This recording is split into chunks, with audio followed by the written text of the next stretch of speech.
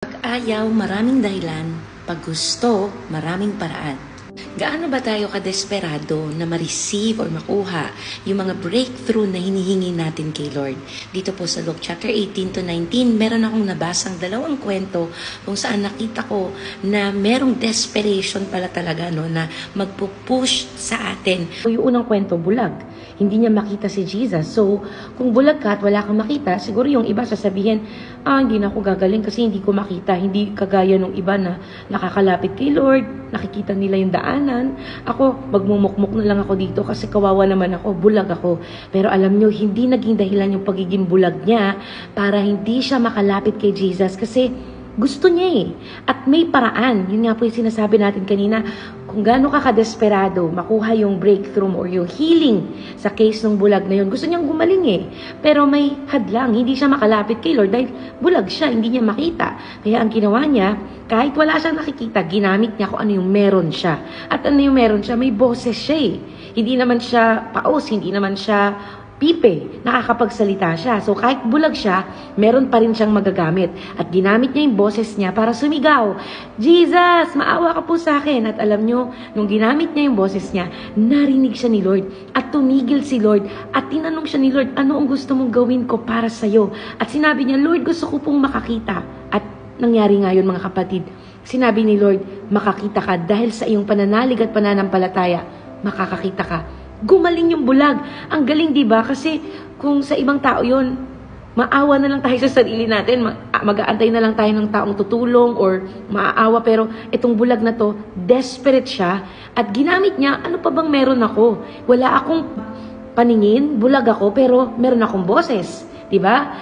Kaya ko sumigaw. At yun yung ginamit niya para makuha yung attention ni Jesus. In the same way, ganun din yung ginawa ni Zacchaeus, no? May paraan Kahit may hadlang, kahit mahirap, kung gusto mo talaga, may paraan.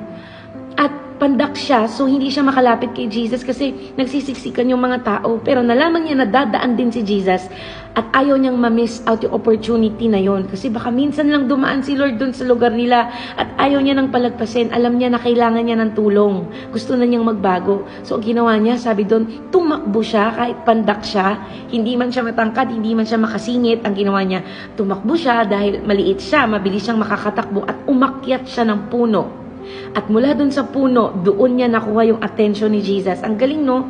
Itong bulag na to at si Zacchaeus, parehas silang gumawa ng paraan para makuha yung attention ni Jesus.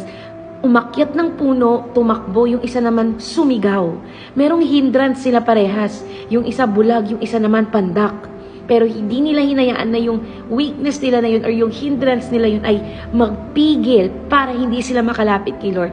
At alam nyo, napakaganda nun kasi nakuha nila parehas yung breakthrough. Si Zacchaeus, naligtas siya at nakilala niya si Jesus at naging daan pa yun para magbago siya. Binalik niya lahat ng mga ninakaw niyang tax mula sa mga tao. Ibinalik niya ng 4 times ng higit pa. And that speaks about restoration. Alam niyo po, ang concept ng restoration sa Bible palaging higit sa kung ano yung nawala.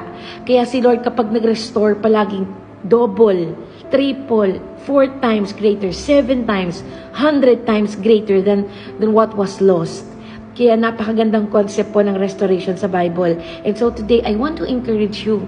Kung tatanungin ka ni Lord ngayon, ano ang gustong mo na gawin ni Lord para sa'yo? At gaano ka kadesperado? May problema ka? May sakit ka? Nawa ma-encourage tayo, ma-inspire tayo sa kwento ng bulag at ni Zacchaeus na ginamit nila kung ano yung meron silang natitira. Despite the challenges, despite their handicap, despite their sickness, despite their situation, yung limitation nila, hindi nila hinayaan yun na maging hadlang para makalapit sila kay Jesus. Ang susi lang naman, lumapit ka kay Lord, tawagin mo siya, sumigaw ka sa Kanya, at kunin mo yung attention ni Lord through your desperation. Pray, diba? Unceasingly, araw at gabi, tumawag ka sa Kanya. At alam nyo, hindi bulag si Jesus para hindi niya makita yung sitwasyon mo at hindi rin siya bingi para hindi niya marinig ang sigaw mo. Kagaya po nung ginawa ni Zacchaeus at nung bulag, kung naririnig mo na yung boses niya na tinatawag ka na niyang bumalik sa Kanya at humingi sa Kanya ng tulong, gawin mo na kapatid. And I pray that as you do so, ma-receive mo rin yung healing, ma-receive mo rin yung breakthrough, ma-receive mo din yung restoration, ma-receive mo rin yung forgiveness, yung pagbabago ng buhay na matagal mo nang inaantay. Because Jesus came to save us. Jesus came to save the lost. Lahat ng mga nawawalan ng landas, nawawalan ng pag-asa, nawawalan ng pera, nawawalan ng kalusugan. He came to save the lost. Hinahanap niya lahat ng mga may sakit at nawawala upang tayo ay iligtas niya. So I hope this will encourage you. Call upon Jesus. Come to Jesus and be desperate enough. Exercise your faith that nothing is impossible with God. God bless po sa atin.